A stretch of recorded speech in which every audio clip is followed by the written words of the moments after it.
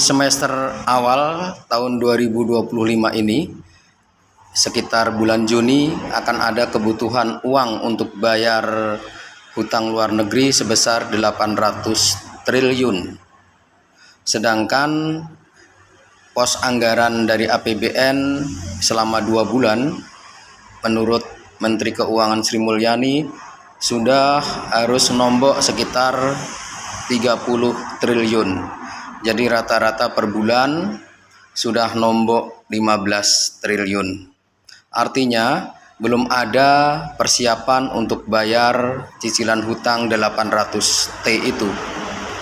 Di lain pihak ada dana dari umat Islam yang terakumulasi dari dana haji, infak sodakoh, dan dana zakat, yang itu in cash barangkali bisa dipinjam oleh pemerintah. Namun pasti akan terjadi perdebatan ketika itu berlangsung. Maka sebaiknya memang kedua pihak antara umat Islam dan pemerintah sama-sama terbuka, duduk bersama bagaimana mengatasi kelangkaan anggaran ini. Di pihak lain, pemerintah juga harus bersikap realistis. Di saat pemerintah nggak punya uang, kenapa harus memaksakan diri menggunakan struktur kabinet yang super gemuk?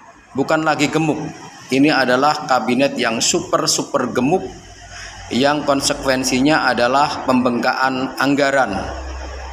Kedua, program-program pemerintah Prabowo Gibran juga harus menyesuaikan anggaran yang ada. Jangan memaksakan diri untuk melakukan hal-hal yang akan menjadikan anggaran kita semakin jeblok. Makan bergizi gratis, kendati itu sudah dijanjikan, namun apabila konsekuensinya hanya akan menjebol APBN kita, maka harus ada pemikiran ulang juga dengan pos-pos anggaran yang lain. Ini keterbukaan yang harus dijaga.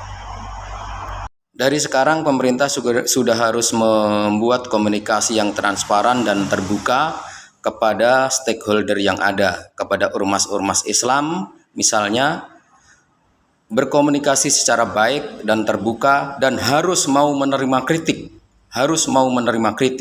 Ini adalah satu titik krusial bagi pemerintahan Prabowo, seorang militer yang merasa dirinya kuat, kadang tergoda untuk bersikap otoriter.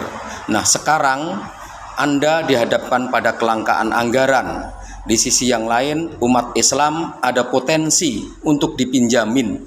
Maka Anda harus bersikap terbuka kepada umat Islam dan jangan bersikap otoriter.